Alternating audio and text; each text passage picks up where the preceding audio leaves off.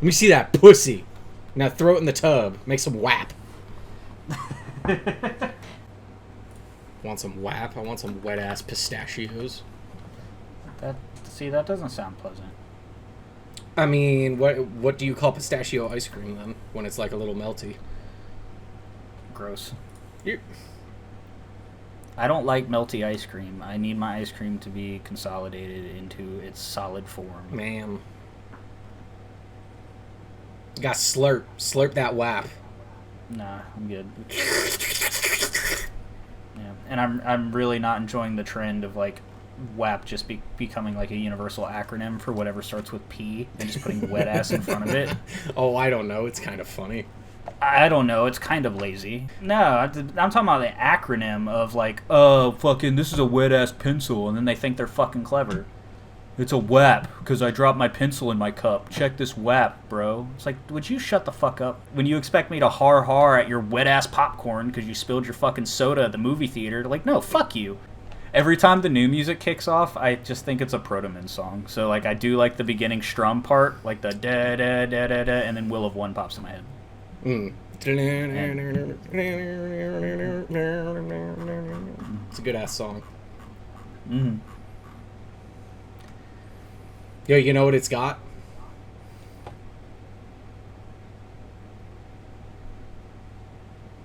You do. You've already completed the joke in your head and you're upset about it. I'm not saying it. Got some wet ass percussion.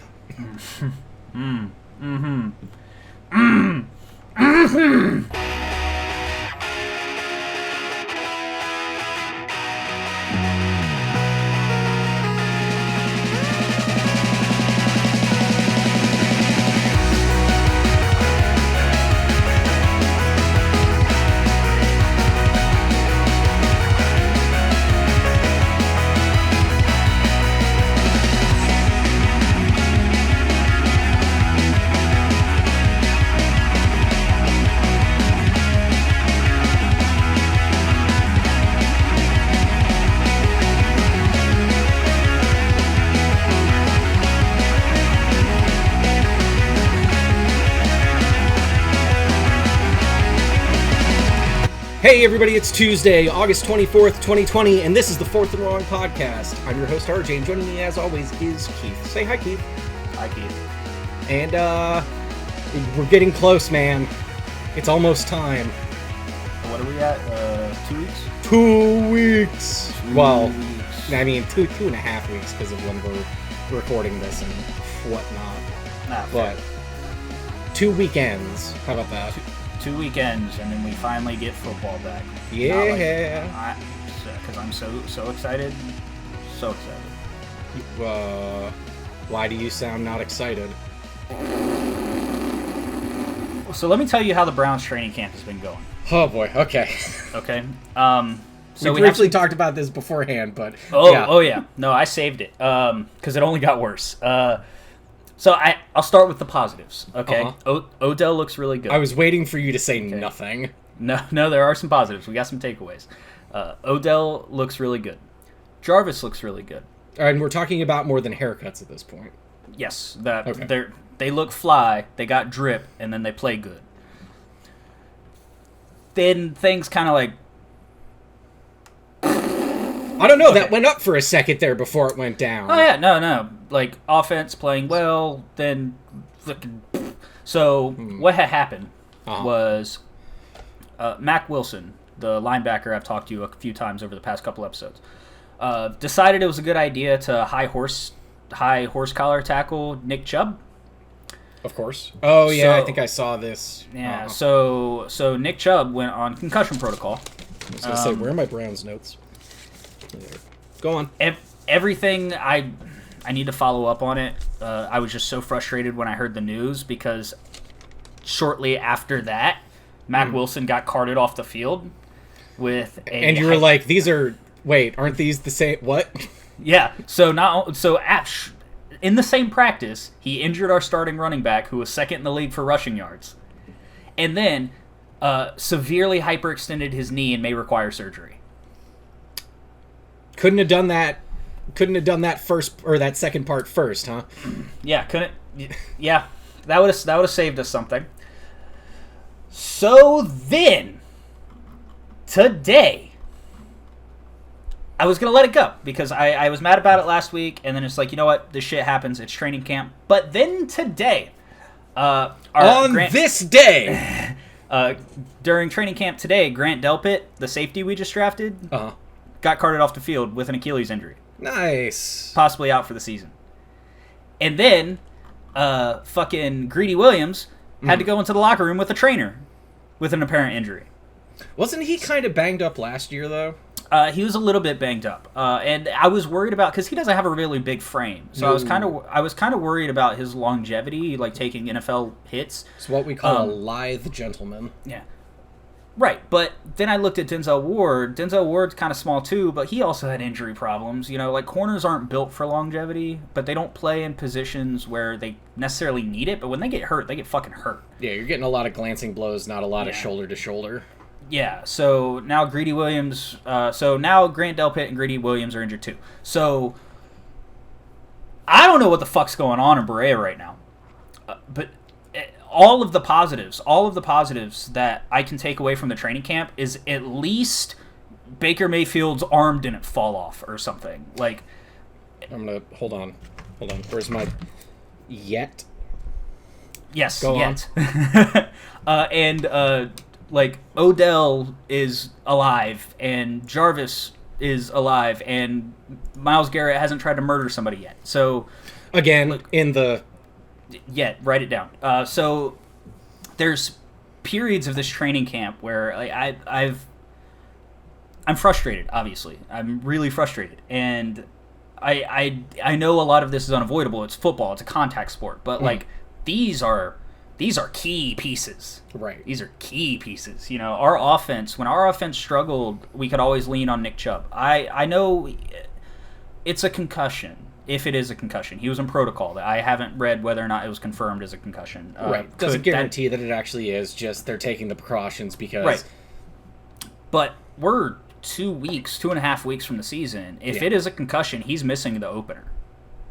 Almost, more than likely. And we need to get started hot. You know, like we have a rough schedule this year. We need to get started hot. And, you don't get the Jets and Miami back to back like we do. Right. Fortunately, we have Kareem Hunt as our second running back. Not a bad option as number 2, but he wasn't nearly as productive as we thought he would. Now, granted, he took a pretty backseat role because Nick Chubb was running 5 yards a carry. We didn't need him. You know, he was a true blue third down back. That's the only time he saw field. But like he's talented enough to where we could still do some damage in the running game. But Nick Chubb is something else. You know, if Derrick Henry didn't have a freak last game of the season and rush for 260 yards, that would have been Nick Chubb's rushing title. Right. But then losing Grant Delpit, who was drafted in a weak position to fill a hole, like potentially for the rest of the year, and Greedy Williams, who easily slotted into our number 2 corner spot. In a I wouldn't say mediocre, in a middle of the road secondary to begin with. And then Mack Wilson, our biggest question mark on defense is our fucking linebacking core because everybody is practice squad or second and third string from last season. We didn't retain a single starter in the linebacker position. Thanks Mack for AJ Wilson Klein, by the way. You're welcome. So he's about to pull a Jordan Poyer. Yeah, and I'm gonna be fucking pissed about it too. So. It's frustrating. Like the whole defense, like we lost 4 players on defense and the whole thing crumbled. Our front 4 still probably one of the strongest in the league, but now that's officially all we have going for us right now. But Cleveland's front office did a thing to where I have a little bit of excitement because this was actually a pretty solid pickup. So in light of Mack Wilson being injured. We went out and snagged Malcolm Smith for nothing. And are you familiar with Malcolm Smith? I was gonna say I don't know that I'm familiar with Malcolm Smith. He was the Super Bowl MVP when the Seahawks' defense slaughtered the Broncos. Okay. Yeah. Super solid player. He's been in the league for 8 years or so. So he was like Legion of Boom era. Yeah, he's Legion of Boom era linebacker. Of which we'll have much more to talk about later, but Good. So I'm hoping... I don't expect Legion of Boom era performance. I just want some consistency. Sure. In that linebacker room, because right now we got nothing. We got a bunch of question marks, and then Malcolm Smith, who won MVP in the Super Bowl, or he won Super Bowl MVP fucking... When was that Super Bowl? 7 years ago? 6 years ago? Like... Something like that. Yeah, so... And we haven't heard from him since. So I know he can bring some consistency and some veteran leadership, but as far as excelling in the second level on defense, there's like way too many question marks, especially after all these injuries. Way too many question marks. Like I said, the only thing like positive that I can take away is the pieces that are still there have been showing up and doing well in training camp. Like Sheldrick Redwine, he's another safety on the team. Haven't brought him up before because he hasn't done much for the team. Sure. He's second-year safety for the Browns. He's really shown up and is performing well in training camp, which I'm excited to see because we definitely need the depth now. The only other keynote from the training camp is evidently David Njoku is having some issues in camp after retaining him and him, quote-unquote, committing to the team long-term, even though... I saw a little bit about that. He seems still kind of like... He seems kind of on the fence when talking to the media. He's not... It almost doesn't sound like he's saying, I want to be here for a long time. It's more like he's saying, I'm here. Yeah, I'm here. This is where I'm at right now. Yeah.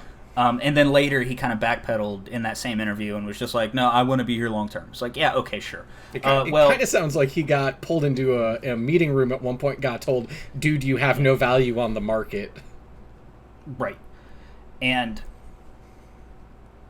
I think a lot of the reasons why he doesn't have a value in the free market is the same reasons are showing in training camp. Because, he missed the beginning because he had a foot injury. Right. And then early in camp, he was plagued with drops. And you know how many times I've told you I hate his hands. I love his athleticism. I hate his hands. And Austin Hooper and Bryant are just completely outplaying him at the tight end position, which is a shame because the dude is athletic, but Harrison Bryant and Austin Hooper are literally running away with it. So it's like we pulled him into the room and was just like, hey, you're not going to go anywhere worth a fuck. Like, you're not worth anything. And we're going to run 2 and 3 tight end sets because Stefanski likes those sets. And then Austin Hooper and Harrison Bryant were just like, yeah, like, we're cool sharing the room with him, but he's third string. Mm-hmm. And they're completely outplaying him in training camp right now. The passing game kind of struggled early in camp, but I always feel like it takes longer for offenses to adapt to new schemes than defenses. So defenses, especially with a new head coach, a new coaching front in general, the defenses always tend to show up early in training camp, and then everything starts coming together the closer we get to the season. Yeah. And that's kind of what we're seeing. Baker Mayfield is getting more consistent in his performances, and the receiving core is starting to get more cohesive. One thing I am excited about is Hollywood Higgins and Baker are rekindling that chemistry they had when he played under Hugh Jackson. Hollywood Higgins. They're starting to rekindle that chemistry that they had when they played under Hugh Jackson for... that back half of that season, prior to Freddie Kitchens getting the job last year.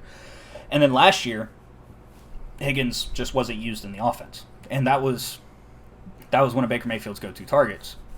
So it's nice to see that chemistry kind of reawakening. So there are some positives to take away, man, but that was just such a fucking kick in the nuts. Like after, and especially because I felt responsible. Because remember when we had these conversations about how we were kind of shallow at the offensive line. Yeah. But as long as we carried our way through training camp healthy, we should be okay for the start of the season. At least it wasn't the offensive line. So I only 50% jinxed the training camp. Hold on. Adding it to the yet list. Yet, yeah. Add it to the yet list. But like that's literally all I've been able to think about all week. So that's really all I got. Well, I got a couple things. As far as the injuries go, we'll just peel some of these off of my notes. I've got a lot of injury notes for this week. Some of them are more relevant than others, but I mean, generally, as far as injuries go, you got to think about it as these guys didn't have OTAs. These guys didn't have their normal run-up. So you're seeing a lot of people experience a lot of hamstrings, a lot of ACLs, a lot of soft tissue stuff. They're tight. Because they're all tight and they're still getting used to the pace of play once again. Mm-hmm. And like that's just completely across the league. So, you know, as we go through here, I'll be talking more about this with teams that I think are relevant. Like Zach Ertz is hurt, but I didn't write that down. Like several other people are hurt, but you know, I went for the ones, honestly, a lot of them are fast skill position players like Tyreek Hill, you know, this week came down with a hamstring. For the Chiefs, and I've got some notes on the Chiefs for a little bit later, but it's like, you know, we got to see, and with no preseason, no real time to rehab, like what you would consider early injuries, because a lot of times, you know, if somebody gets hurt at the beginning of an OTA, as long as it's not an ACL, they're usually back by week 1 still. And a lot of times, if they're veterans, all you got to do is sit there and be like, all right, learn the playbook, be on the sideline for the rookies, you know, yada, yada, yada. We're not real worried about you. Like, I don't know what Tyreek Hill has to learn about football at this point, because he's just such an athletic freak that he's like, what's a playbook? Yeah. Right. Like, just give me my route tree. Yeah, and it's straight usually. Yeah, it's this way or kind of like this way. Like... The old joke is, you know, the insult is, you know, you got a family tree that doesn't fork. Well, Tyreek Hill has a route tree that does not fork for the most part. And he doesn't need it to, because nobody can catch him. Yeah. Well, there was that, I mean, and there's that clip from last year with his running back going to score a touchdown, and he's like literally catching up behind him to celebrate with him. It's like, yeah, when you're not the most impressive person in your own highlight, yeah, kind of a problem. It shouldn't be your highlight. But my Browns notes, because I do have some. I did make a couple. Myles Garrett. Let's talk about him for a minute, because there were some things that I didn't fully comprehend. There he is. Don't mind the helmet. Don't mind the extra helmet. Yeah. Don't mind that guy. Actually, fuck that guy. Fuck that guy. What's the shirt say this week? There it is. Pittsburgh started it. And this is the solid stats are for losers, which of course I stand up and all my shit disappears. So who cares? I have very specific lighting in my room. Thanks for this shirt, Mel Kiper, for that quote. Yeah. In regards to one Joshua Allen. But Myles Garrett. So things I didn't realize. Well, knew he was a ridiculous sack artist, but do you know exactly how many sacks he has in his games played without looking it up? In games played? In games played. 14? He's got... not for his full career. Sorry, full career. Oh, full career. Well, I know he averages like 0.8 or 0.9 a game, so... 35.5 in 37 games. Yeah. That sounds right. Do you know what the Browns' record since Myles Garrett was drafted is in total? Better than it was. 13-34-1. Worse than it was. Did you know that your last winning season was in 2007? I did know that.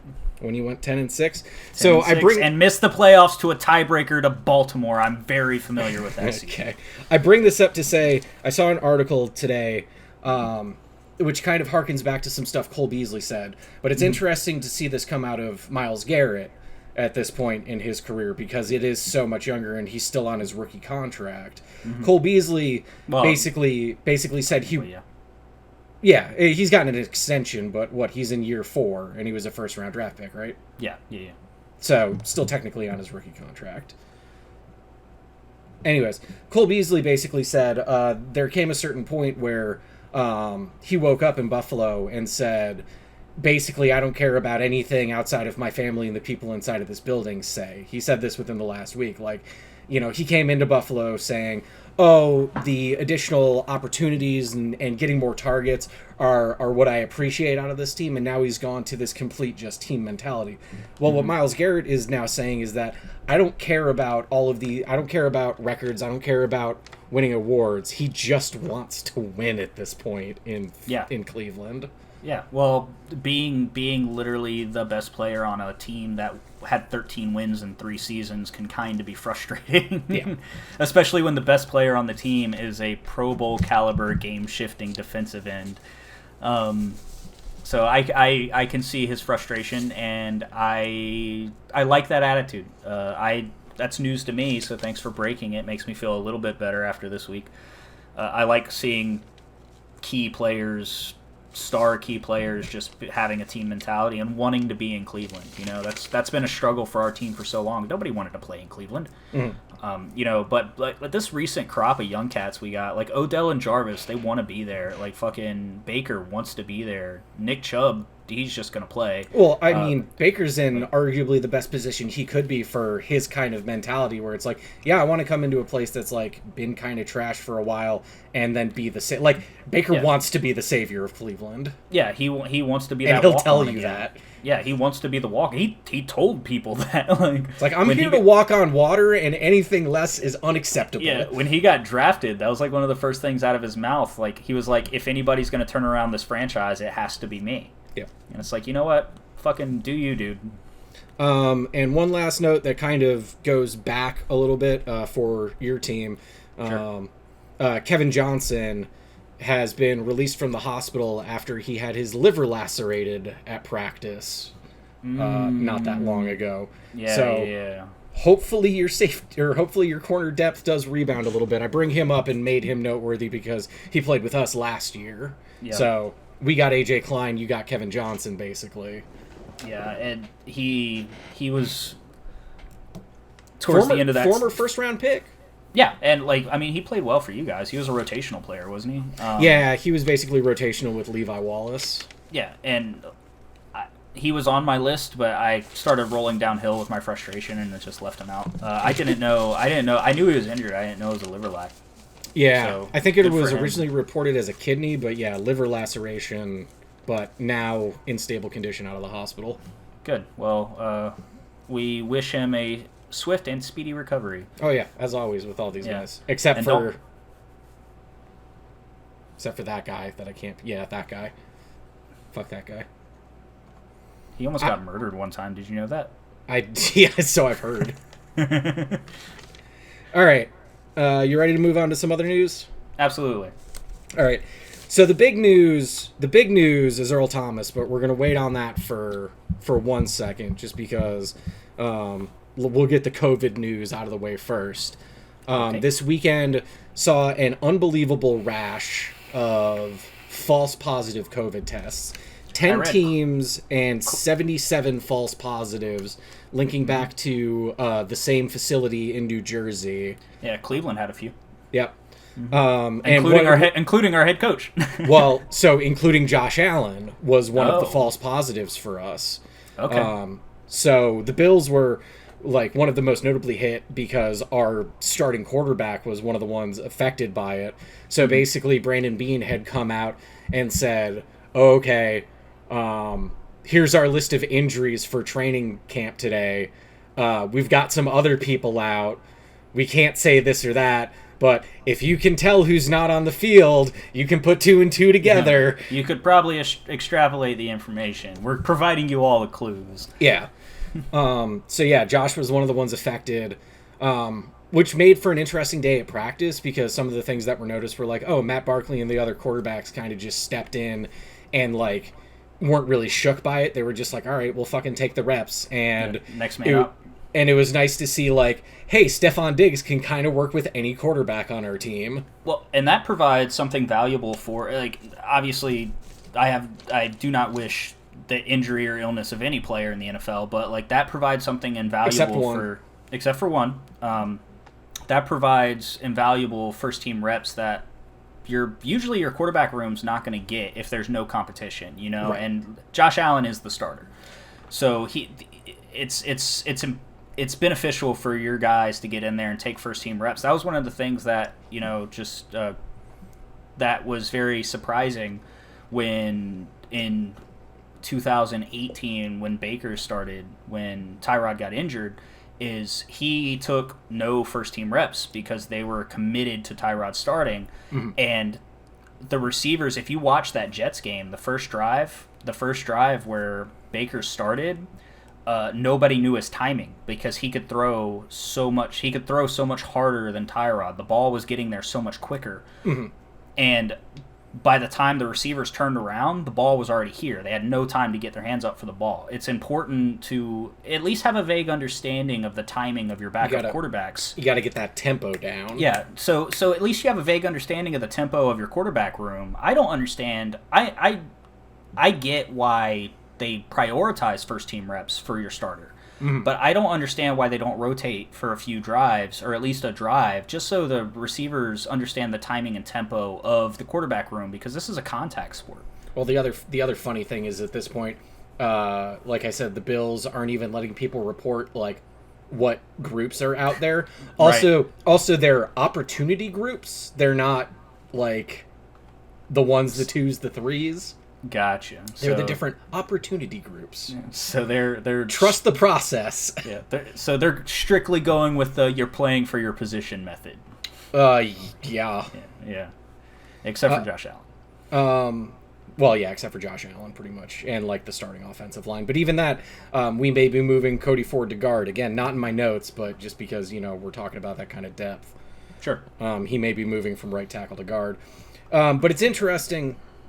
Because do you remember Matt Stafford got blown up because he had a false positive like a month or so ago, and was like basically almost chased out of the city. They were like, I was getting threats, my wife was getting threats, like we couldn't take our kids to school or daycare or wherever they were going. It's like.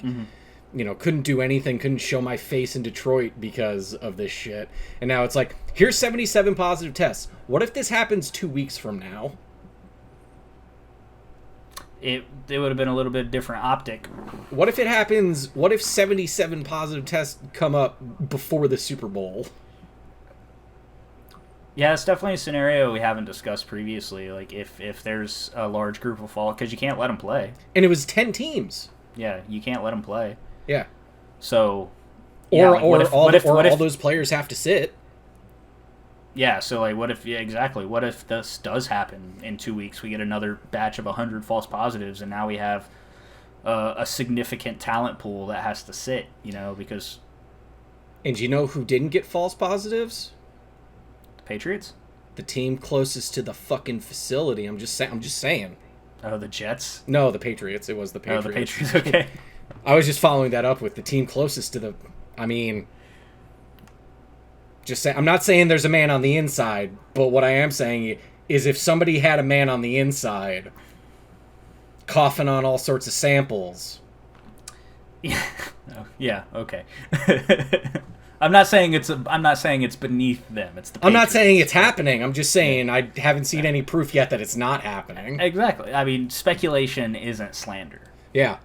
And we're here for entertainment, not facts. So, moving on. If there's I'm not saying. Also, welcome to my new prop, because I got to cross stuff off my list now. Okay. For those who don't know, it's a pen. It is a pen. For all those listeners out there, go watch the podcast. What are you doing? Yeah, go watch the podcast. We put it on YouTube now. I spent a lot of fucking time on this. Like 2.5 fucking days for the first one. Hopefully I won't have to do that again. Yeah, that was a nightmare. Best case scenario, less work. Hard head shake. Okay. So these are my notes in the middle here on Earl Thomas. They started here and then kind of went there and there and there. So I got a little bit to talk about on this front. So this is you're like trying to catch a serial killer over there. Yeah, this is the major news from this week, I would argue. Earl Thomas released from the Ravens. Initial thoughts before we get into this. Before I go down my list. I think I have mixed feelings about Earl Thomas being released because obviously we didn't see as much production from Earl Thomas as we've seen in previous seasons. Mm-hmm. But he provides veteran leadership in a secondary from a coaching staff and secondary that once dominated the league. Okay. You know? Well, but let me run with that then real quick. Yeah. Because I've heard a couple things, which is, one, does he necessarily fit the Ravens' scheme at this point? And two, does he have the ability to effectively communicate what he's doing to younger players? Or is he Tyreek Hill, where Tyreek Hill, or even Darrelle Revis? Because I was listening to Pat McAfee earlier. Something I do at work a lot. Nobody at work listens to this, so I can get away with saying that. And Ryan Clark was on today, and he was talking about one of the things that made him valuable is as his skill set fell off over time, he was able to communicate and teach other people, so he was still a resource within the room. Whereas he would talk to, like, Darrelle Revis, arguably one of the greatest safeties of all time, and Darrelle couldn't really communicate it.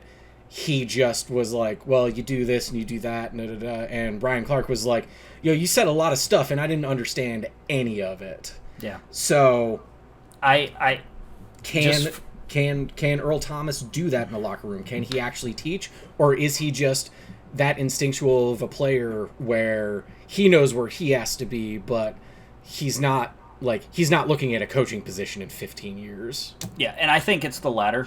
I think it's definitely the latter. He's an instinctual guy.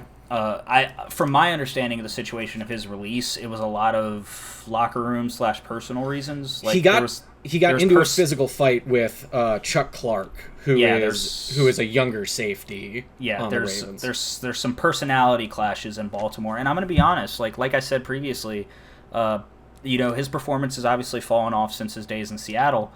The Ravens don't need him. You don't think so? No, I don't think so. The reason why I say that is because the Ravens are one of those teams where, like, they had a really good defense last year, but they also had the benefit of playing. I don't want to say second fiddle, but they sat in the background compared to the offense. When you are playing ahead every week, it's super easy to play defense, and as long as the offense stays as dynamic and as productive as they are, then the defense doesn't have much to worry about because they know the scheme at that point. If you get 3 scores ahead, they're going to throw the ball. Yeah. So you don't have to worry about that. You've eliminated half their game by just outscoring them. The defense didn't have to do shit to stop the running game. The offense has already done so much that the offense is now playing defense. The best defense is a good offense. Now, I think they are still losing a valuable player, don't get me wrong, but I think it's going to take a different situation for if Earl Thomas is ever going to develop into that leadership role in the locker room. It's got to come from a different team. Because Baltimore they're hot. They're super hot right now. They're not in a position where we're looking to curate talent and build anything here. It's built, dog. Like, we're going out to win games. Baltimore is also in kind of an uncharacteristic place for them compared to, basically most of their existence, where they've always been known as the smash mouth defense team. Whereas now it's like, I don't know. Maybe if they're in the game against the Rams, where Kansas City was in the game, we still see both teams put up 50 points. Yeah, and that's something that comes that's a product of playing in the North. The northern teams tend to have good shutdown defenses, especially in the AFC North. The AFC North is consistently considered one of the hardest defensive divisions to play in or against. There's usually those 1 or 2 team outliers like Cincinnati over the past couple of years. hasn't been up to snuff for the AFC North. But even the Browns on their off years have always had solid defenses. They just couldn't fucking score points to save their lives. Right. You don't win a 6-3 game by letting up more than 3 points. Exactly. Every time a team in the AFC North has been able to put it together on offense, they make waves. That's how Ben Roethlisberger has several Super Bowls. We're going to talk about him a little bit later too. Yeah. So the steel curtain has always been a thing, especially now that they got their hands on Mika Fitzpatrick. Want to try that one again? Yeah.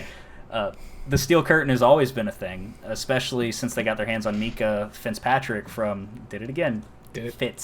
Fitz. Also, it's Minka. Minka Fitzpatrick. By the way, this is all staying in now, so might as well just keep going. Mika Fitzpatrick. Love it. Nailed it. First try.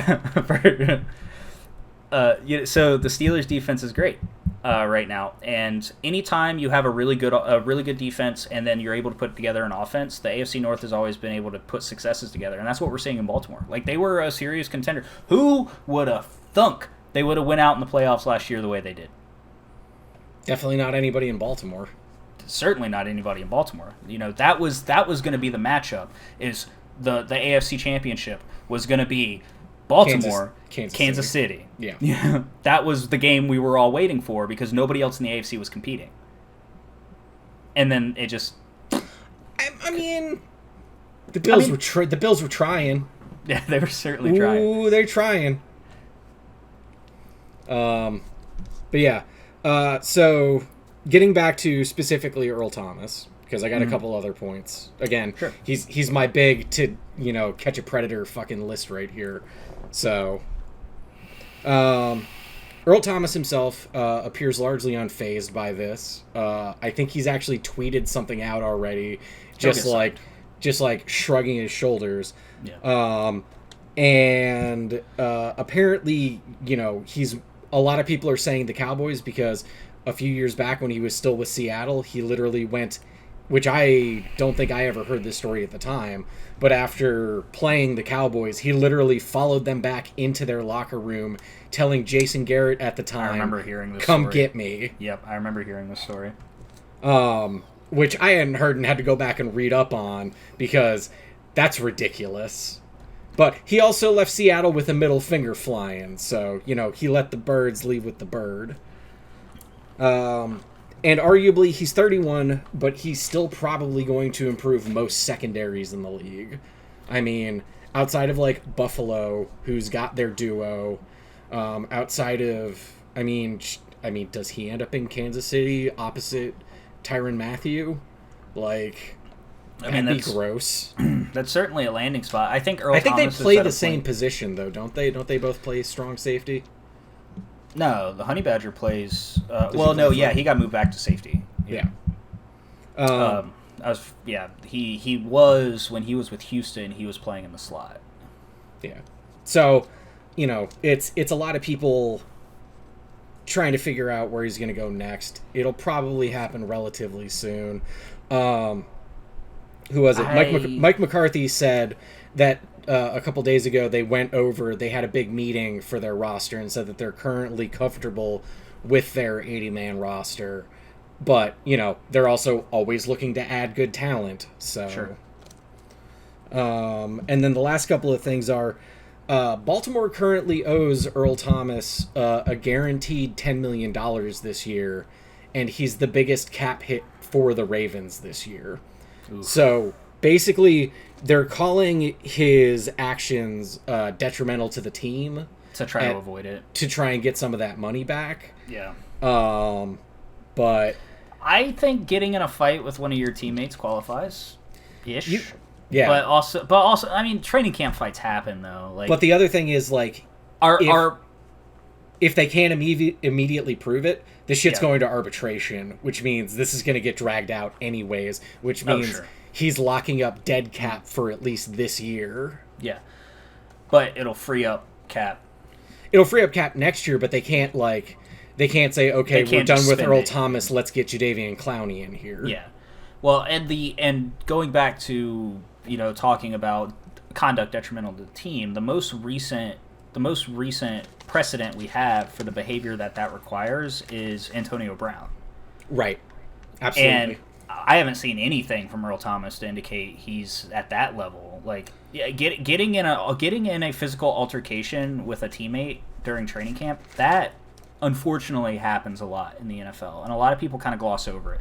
Fights happen in the NFL in training camp. It's a contact sport. It's hot. People get heated. They get in each other's face. They get into shoving matches, and sometimes swings happen. Well, Earl Thomas seems like he's a sore thumb in a culture that's trying to build up and be strong. He doesn't seem like he has early onset CTE. Right. And I guess I really just I take issue with the phrasing conduct detrimental to the team, because that could literally be anything. Well, yeah, but that's also why it's kind of a catch-all phrase and why it's in people's contracts, so that they can. I mean, it's the not for long for a reason. Sure, but what determines things that are that vague is precedent. Yeah, absolutely. And like I said, precedent we have is literally one of the craziest people that's come out of football in the past decade. Yeah. At least in recent history. Like, not only was he getting fights, he was also arguing and physically getting in altercations with his coaches and lambasting the entire team across social media. What do you call Mike Mayock a cracker ass bitch or something like that? Yeah, Craig called Mike Mayock a cracker ass bitch. Something to those lines. To tie this in real quick, Des Bryant recently worked out with the Ravens. Good for him. So I have my all emotions team here that I'm working on, which is funny you brought up Antonio Brown, because my two wide receivers for the all emotions team are Des Bryant and Antonio Brown. And then Earl Thomas at safety. So we're just, you probably throw Richard Sherman in there at the other safety. But, I'm fleshing this team out. This will be, we're not doing a fantasy draft this year, so we'll do an all emotions draft, which I'll totally keep up with. No, you won't. Anyways, this is us shaking our head. That was a quick note. Mentioned Jadeveon Clowney, so here's the Clowney check-in. Still unsigned. Still a travesty. Still, I don't think Jadeveon Clowney is worth the money that he's probably looking for, and that's why he's still a free agent. I think he is worth the money. I think he's going to end up on a team that cuts some people and free up some cap space after they figure out either where their team's at or where COVID's at. Because he could just wait for somebody to get sick at this point. I think Jadeveon Clowney is waiting for a Myles Garrett contract. You think so? Yeah. Why else is he not on a team? Just waiting out to see where things shake out. Training camp, you're right. Training camp does change the dynamic because, people get injured, people get cut, it changes the dynamic of the market. It changes the market's worth. It adjusts that value. But I think Jadeveon Clowney, if he was serious about getting back on the field, he would have taken... If he was serious about getting back on the field early, obviously he would have taken market value. And I think... I think he wants to do that, but I think his idea of his market value and team's valuation of his market value are very different, and I tend to kind of be somewhere in the middle. Because Jadeveon Clowney, to me, super talented dude, not a sack machine show-stopping defensive end. He never was. No, but he's great against the run. He's great at stuffing the run. He's a run stuffer, and he's consistent. And he'll get you 9.5 sacks a year, which is... it's not setting the market, but it's definitely something. Sure. And I'm sorry, go on. I think Jadeveon Clowney is... I think just the teams and Jadeveon Clowney are too far apart, obviously, because he's not on the team. They need to meet in the middle. They need to understand what he's actually worth, because I have no doubt that teams are underbidding for him. Because... Well, it's possible. I'm thinking, but you got to think about the other. So here's something I just thought of since we've been talking about him, like literally right now. What if he's making the next level mental play of saying, hey, if nobody wants me and if COVID gets real bad, why would I tie myself to a team with a contract this year? because he can't opt out anymore. He can pull a Le'Veon Bell. And he could just sit, and then he's still a complete free agent going into the next year. Whereas, some people, obviously he'll lose out on any game checks or anything, again, assuming we have games. Yeah. But I assume financially he's fine. He's probably fine. I mean, what? The Seahawks just paid him like $16.5 million, I think was his last one-year contract. Yeah. He'd be all right for a little bit. Yeah, and I think he's probably looking for something close, like in that ballpark. Yeah, I think he still is. Yeah, and teams aren't willing to pay that because it was a prove it or lose it contract in Seattle, and he didn't prove it. Seattle cut him, Certainly. But that's my Clowney checking because I still want him on the Bills. So. I still want him on a team. I think he's too talented to not play football. Yeah. Speaking of someone who's too talented to not play football but chose not to, happy Andrew Luck retirement day. That is today. Is today. Happy completely flipped the game on its head day. Happy retire during the fourth quarter of a preseason day. Yeah. Happy Jacoby Brissett getting starting money from Carolina off of Andrew Luck's retirement day. Yeah. Or not fucking Carolina. Where'd he go? Who? Jacoby Brissett. He's still with he's still the Colts. he's still in the Colts, right? Yeah, I was thinking of Teddy Bridgewater. But they got Philly Rivs now, so that they do. So just ignore everything I just said. And ignore me agreeing with it, because I definitely wasn't just agreeing to be agreeable and looking at my notes. That didn't happen. Go, editor guy. It's funnier if we leave it in. Editor man. That'll probably all stay. So a couple quick notes. Just wanted to bring that up because it is literally today, August 24th, 2020. Tuesday or not, fuck you. This is Andrew Luck retirement day. Still counts $6.4 million against the Colts salary cap. Mm-hmm. He was on a big contract when he retired. Yeah. And I did the quick math. So the Colts have 22.6 million in salary cap space left. In salad space. After signing Phillip Rivers. Mm-hmm. And I was like, well, wait, I wonder if Andrew Luck stopped them from getting Tom Brady, but Phillip Rivers and Tom Brady have the same year-to-year cost, so yeah, it wasn't something that devious. I wasn't like, look at this news hunk that I can yank out of the grid. And it's like, no. Yeah, it's actually pretty cut and dry. They paid average market for two old-ass quarterbacks. So that is page 1. Oh, joy. Yep. I'm going to be here for a while. Yeah, not that long. We're moving through here pretty quick. Good thing I have water. Yeah. So that's just the quick Andrew Luck not update, but, that was a year ago today. I heard that it was a year ago, and I was like, it really seems like it's already been way longer than that. Yeah, it kind of feels like it's been several. Yeah. With just everything in the world that's been going on. I mean, honestly, just as a little side note, this feels like the longest off-season / preseason that I've ever experienced. I mean, just because so much is up in the air. I know technically it is. Yeah, I was going to say, technically speaking. Technically it is because the season's starting late, but it feels like, because we were this close to just not having football, so it feels like it's been an eternity since I've watched people run into each other. Yep. So I was so happy hockey came back. Yep. All right, let me jump around a little bit.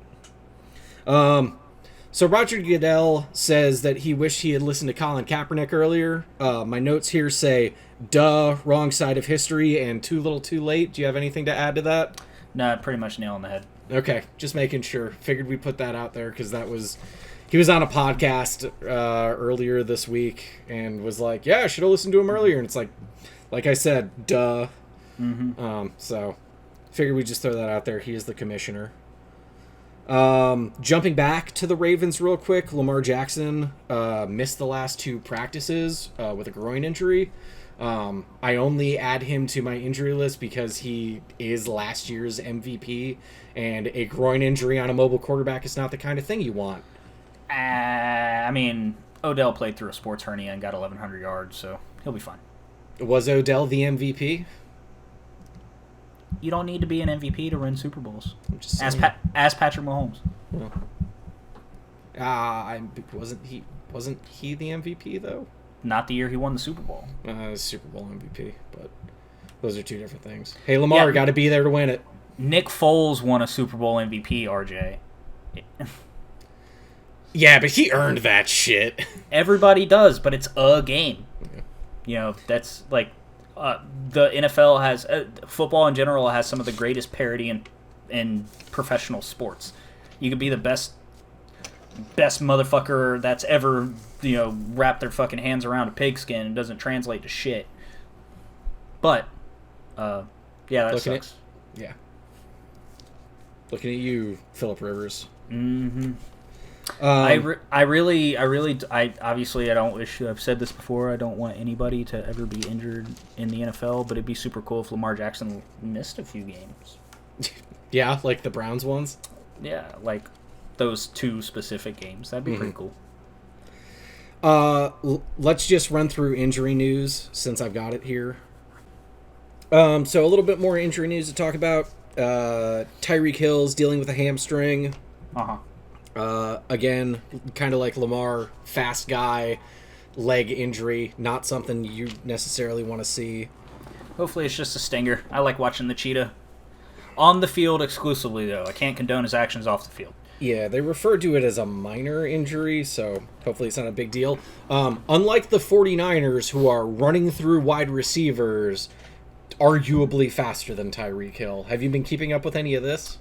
The injuries coming out of 49ers training camp? Yeah, out of San Francisco. Yeah, they're on their fourth strings playing the one right now? They're on their fifth string now. Oh, okay, good. They've added since I've seen it. Yeah, Brandon Ayuk, their 25th overall rookie wide receiver, is now on the list with a hamstring. But, yeah, the 49ers currently, if you're a wide receiver, maybe take some life insurance out on yourself, because... It's not a race, folks. Yeah, guys, to be the most injured. So, Brandon Ayuk has a hamstring. Deebo Samuel has a Jones fracture, which I had to look up. It's in your foot. It's on your fifth metatarsal, I think, is what it said. Oh, look at you, metatarsal. Yeah. Hell yeah. Jalen Hurd has an ACL. He's probably done for the year. He's on IR. And I think this says Richie James. I should really write my notes a little bit nicer. Has a wrist injury that is probably going to cause him to miss some actual season time.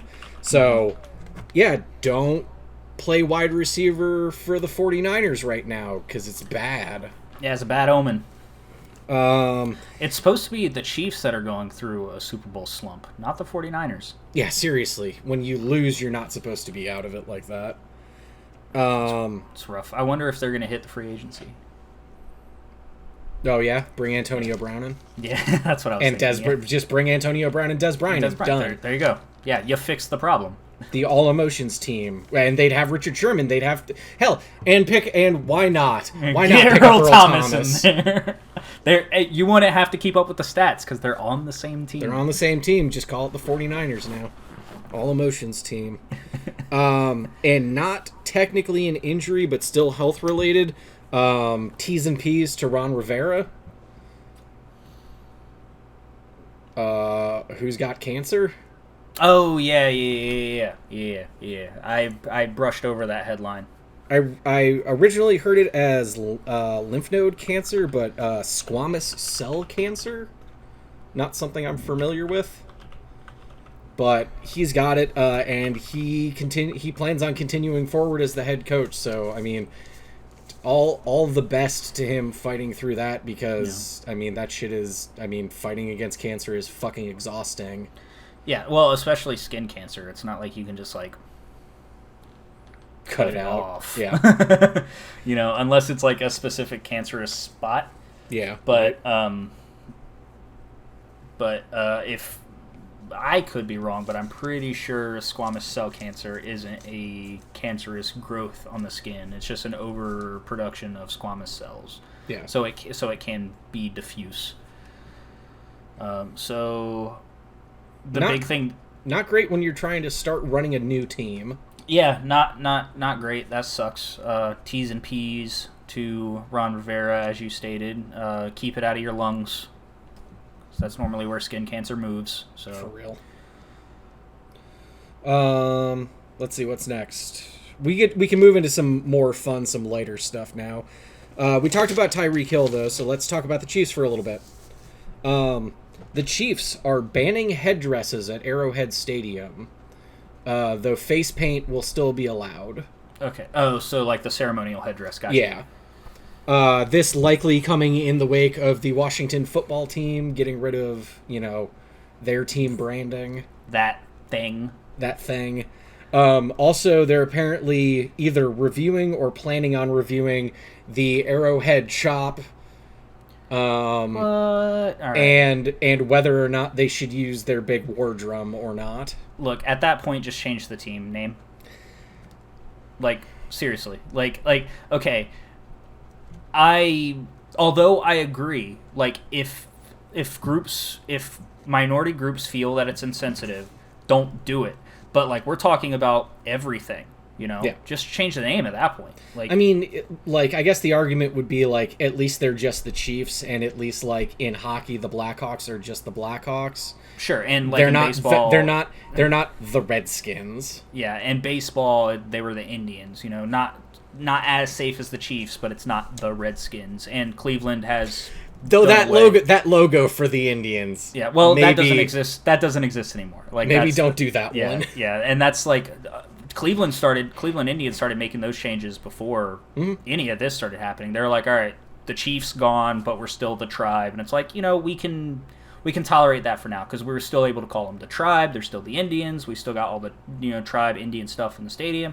If you're stripping away what fundamentally makes the environment, that's like in my perspective, like if you go to a Cleveland Browns game and you're in the fan zone, it's called the dog pound. Okay. Right. Now let's say there's a group. Let's say Michael Vick played for that team. No, let's not. Wait. Let's say there's a group of dogs that take offense of using a dog as a mascot, and instead of changing the team, they Where just are my take balls, Summer? They, yeah, if they somehow get smart helmets and make robot bodies for themselves, Yep. and like so they take away Chomps and the dog pound, but it's still the Browns. Like yeah, technically the Browns is named after a dude, but the Browns it's a bulldog. It always has been. Like at that point, where's the tradition? There's a big thing with sports. Like part of the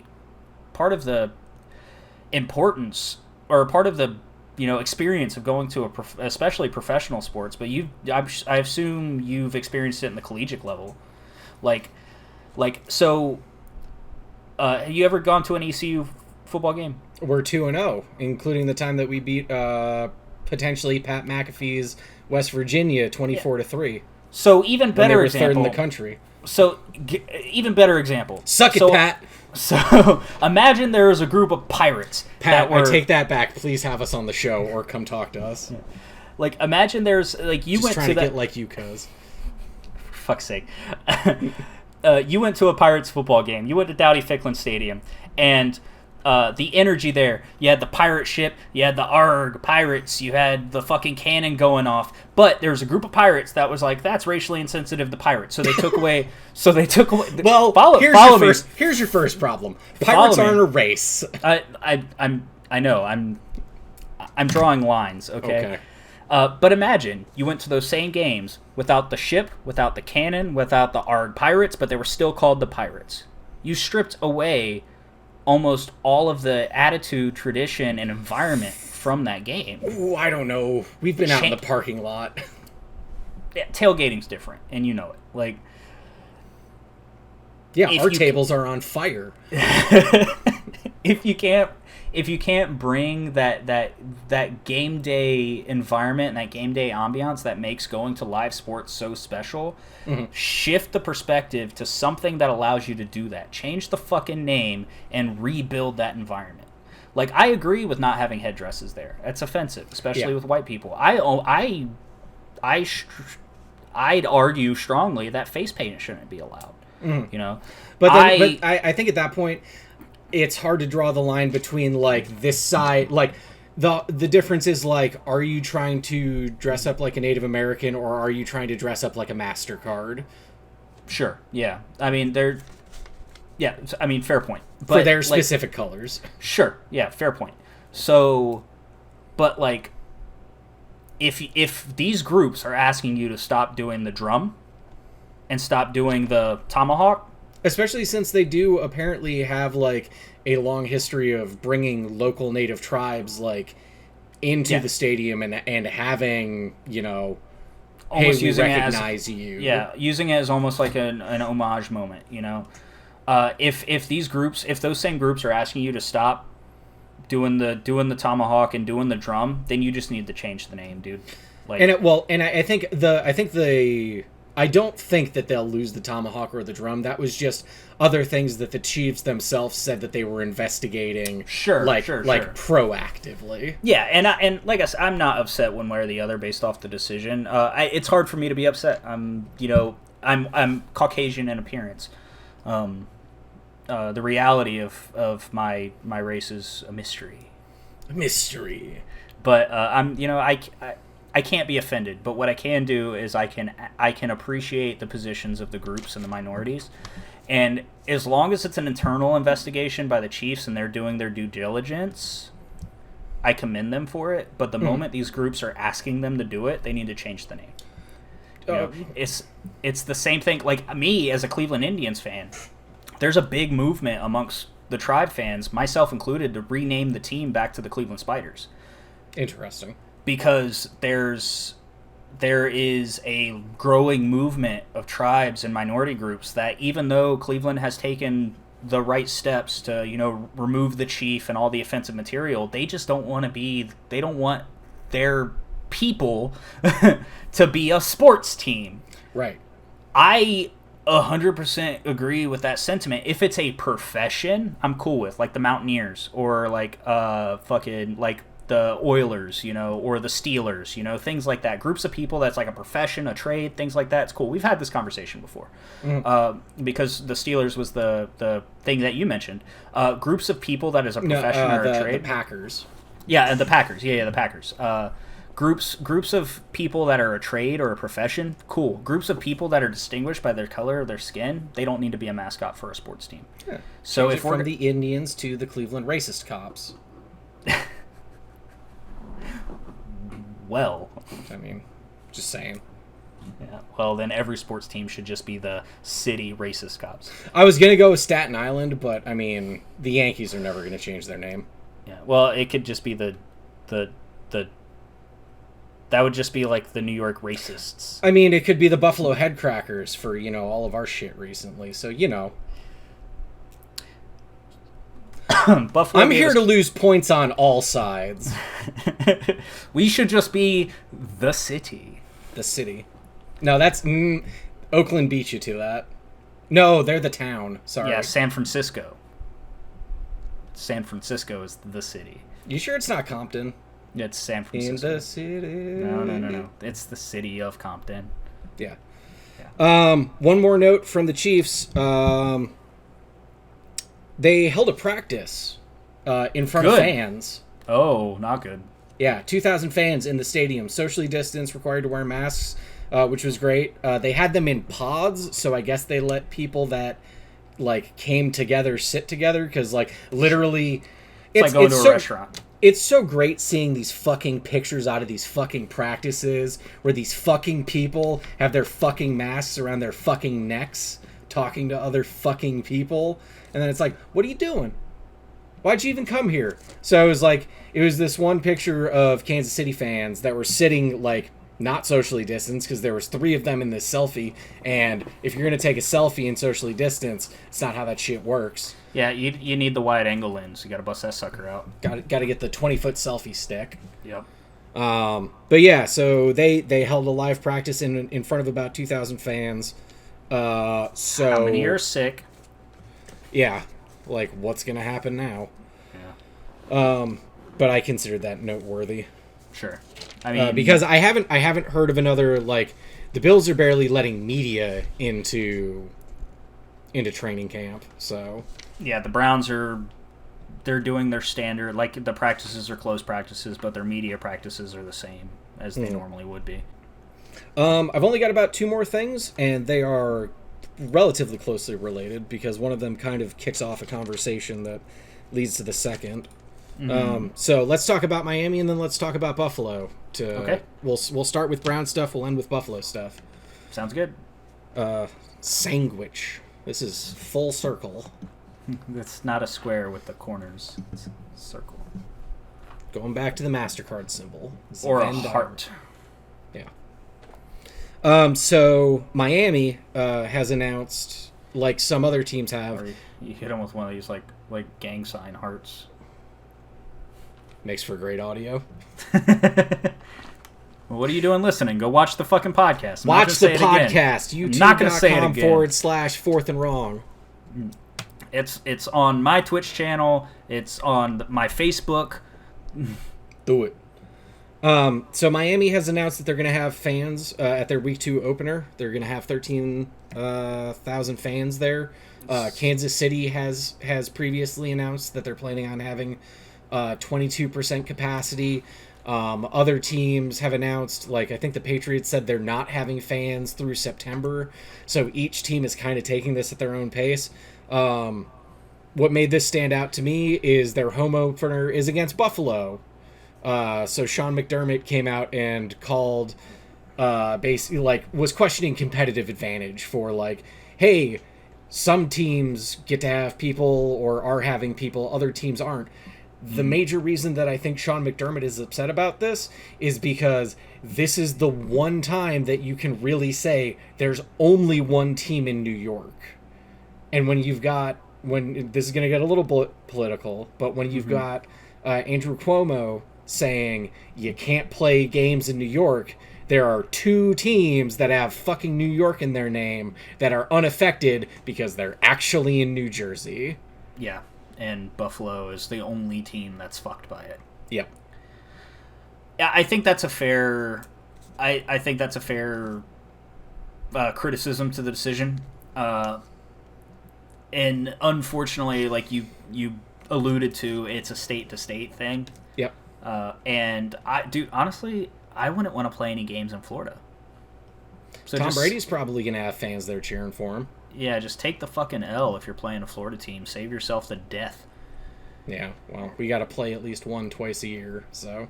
Yeah, unfortunately, you're kind of fucked because you can't take 2 division losses in that division. Well, this year you might be able to get away with it. You know what, man? Yeah, because that's official NFL rule. If you don't want to play, you take the loss. You know, Yep. It's whoever shows up and straps up, they take the win.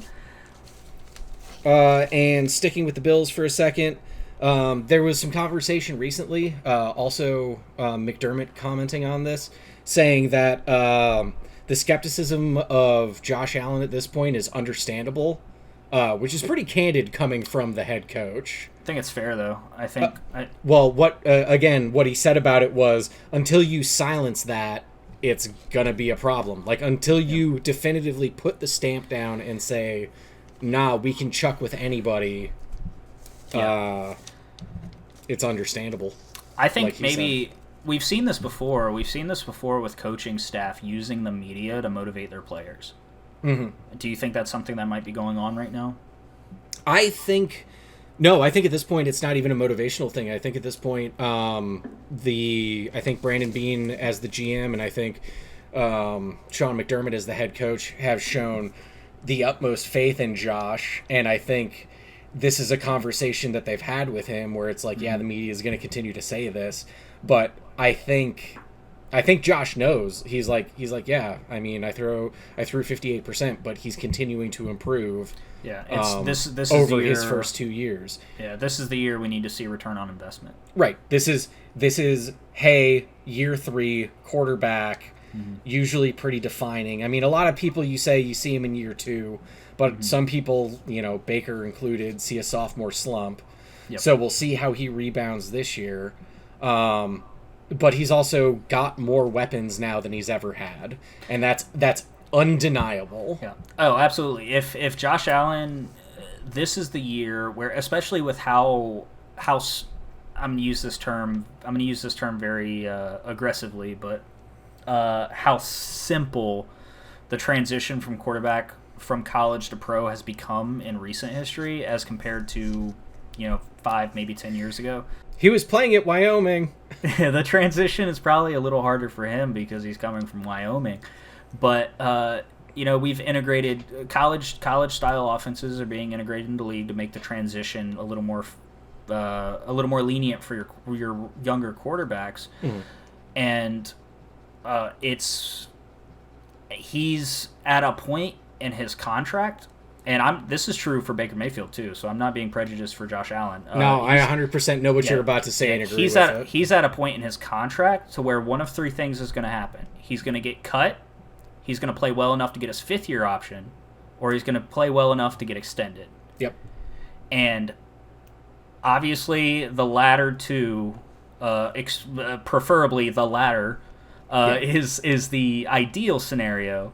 But this is the point in his contract where these decisions start getting made, and unfortunately for Josh Allen, or fortunately for Josh Allen, this is probably the best the team has looked for him to succeed and make those latter two options a reality. Oh, this is not a maybe. This is we went from, again, like we talked about last week, we went from Zay Jones and Kelvin Benjamin to John Brown and Cole Beasley to now those two with Stephon Diggs and 2 wide receivers out of what was called the deepest wide receiver class, arguably in NFL history. Like, we still drafted 2 wide receivers. They're still putting up numbers, and a lot of reports out of Bills camp say the wide receiver battle is, like, A, looks real good, and B, Robert Foster, who I hold a special place in my heart for some of those deep bombs from Tyrod.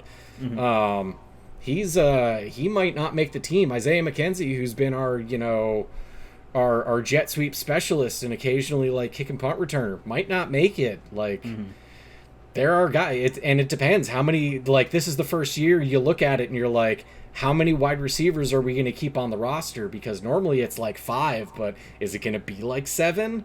Yeah. We don't know. So we'll see how that goes. My one last Bills note, and then we're going to get into a fun thing. I didn't realize I saved this for last, but I'm gonna. Good. One last thing for the Bills. Deion Dawkins, I don't think we talked about this. Our left tackle was extended. Okay. So he was drafted 2nd round. So he didn't have a 5th-year option. So he just got extended 4 years for $60 million. So that's promising. It's top 5 pay for a top 25 left tackle, or for a top 25 tackle. Yeah. So it's good to keep the consistency, and it's good for McDermott and Bean to continue to show that, like, they're practicing what they preach, where we're going to bring our guys in, we're going to we're going to retain, and we're going to take care of you. Yeah. Next up on the list is arguably Matt Milano, and hopefully Brandon Bean. Not that that affects our salary cap. Yeah, and you guys still have the cap to play, so it's especially if you kind of chill out. If you kind of chill out for the rest of this offseason and let those next extensions roll into next year's cap. Yeah, except for that whole salary cap thing. We don't know how that's going to play out yet. Yeah. So but we'll see. Yeah. And that's one thing that I'm actually been surprised with is due to the uncertainty of what the cap's going to do over the next 5 years, because it's probably what they spaced it out for. That's what they're spaced it out for.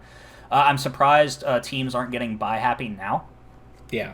While the cap space is there, and then structuring the contracts to where it's really front end heavy, and they can play under the cap if the cap is affected dramatically. They're still playing under the cap.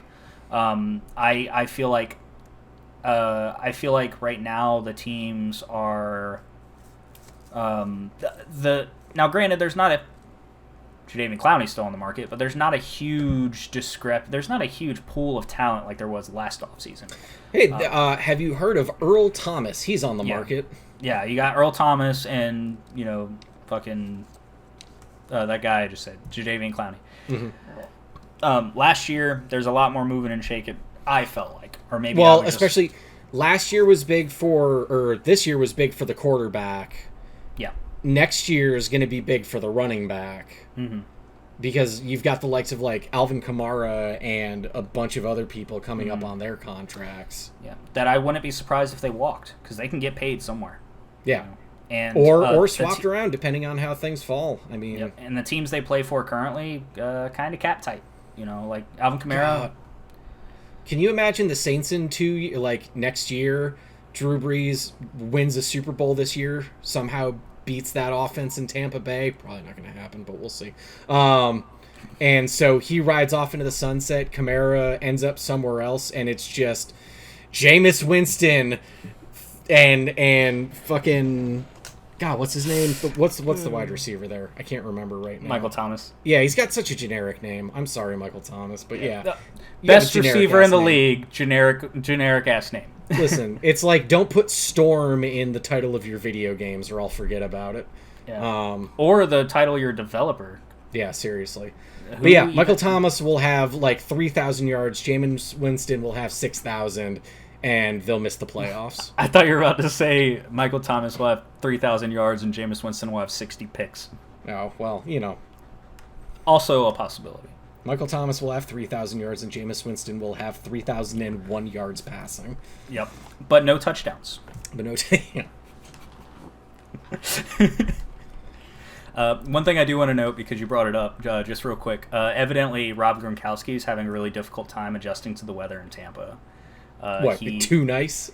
He's partying too often? It's too hot. He played in New England. Oh, yeah. He's also 2 years removed from the league. 3 years, 2 years removed from the league. You also know where he's from, right? Buffalo.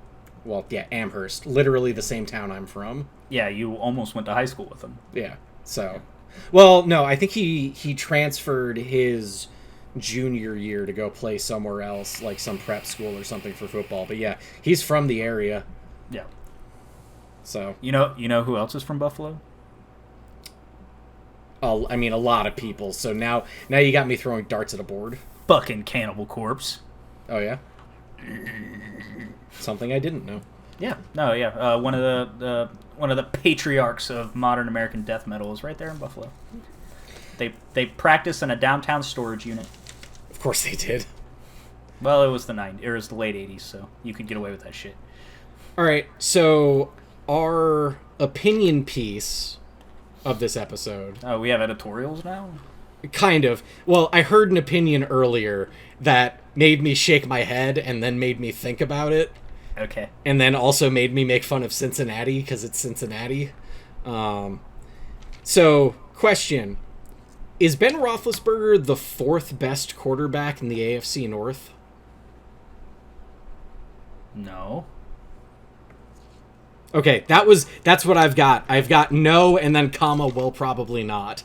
But yeah, this opinion was put out earlier. I would still say he's probably the second best quarterback. Yeah, I would put him like second, maybe third.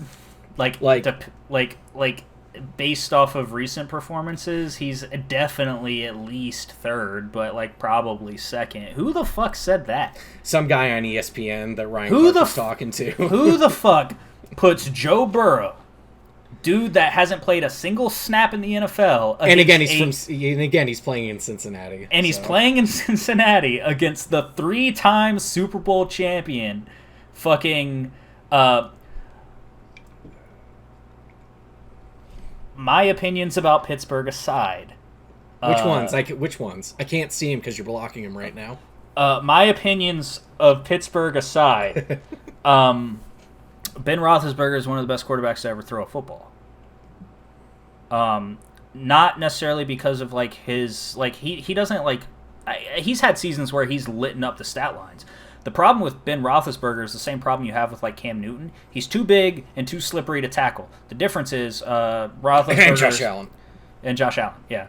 But Roethlisberger is also slow, so he doesn't scramble. He's just really hard to tackle. He's a very large individual, so he slips and then slings and then touchdown. I hate Ben Roethlisberger because I'm contractually obligated to do so. Yeah, that's kind of how that happens.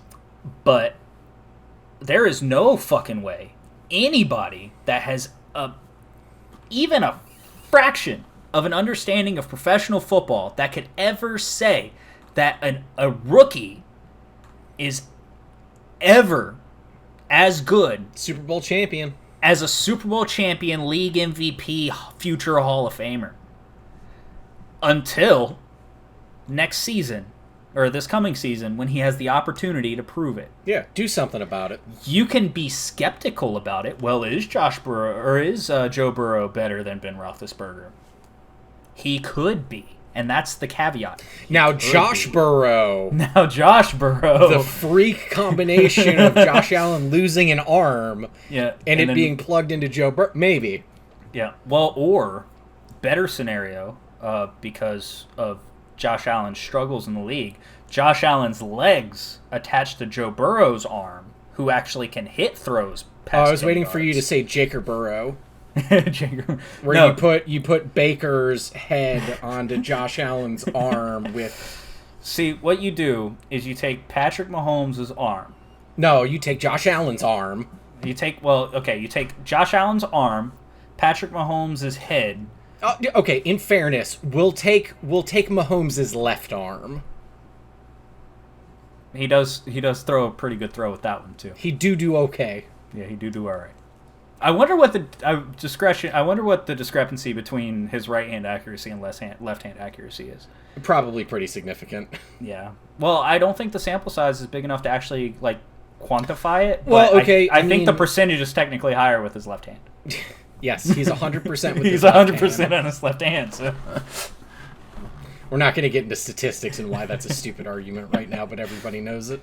Sample size is important, kids. Ding! Do we have anything else to talk about?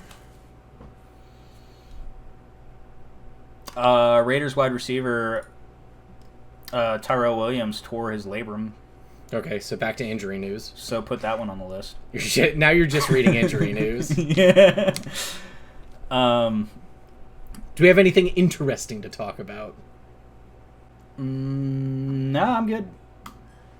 All right, well, then, this has been the Fourth and Wrong podcast. Technically. I think this was a pretty Allegedly. solid one. I liked it. It's good energy, good flow. Good flow. Bars. Now let's run some wind sprints. No. Say goodbye, Keith. Goodbye, Keith.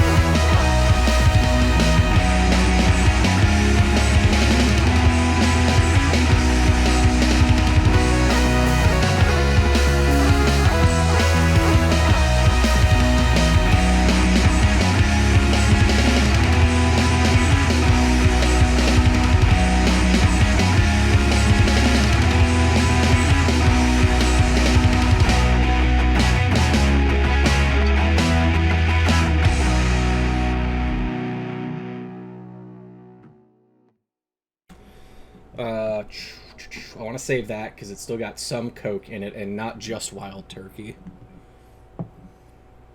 Went to Burger King for lunch today. Just drink it straight. Cheers. Dink it.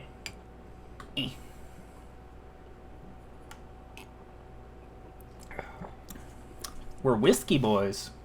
I'm a whiskey boy. I got a scotch that keeps me hammered. Yo, we're WAP. Fucking shut up. Whiskey ass people. Shut up. I knew what you were going to say. As soon as you're like, yo, we're WAP, it's like, this is only going in one direction. I fucking hate you so much. I don't know how that's going to look at the end.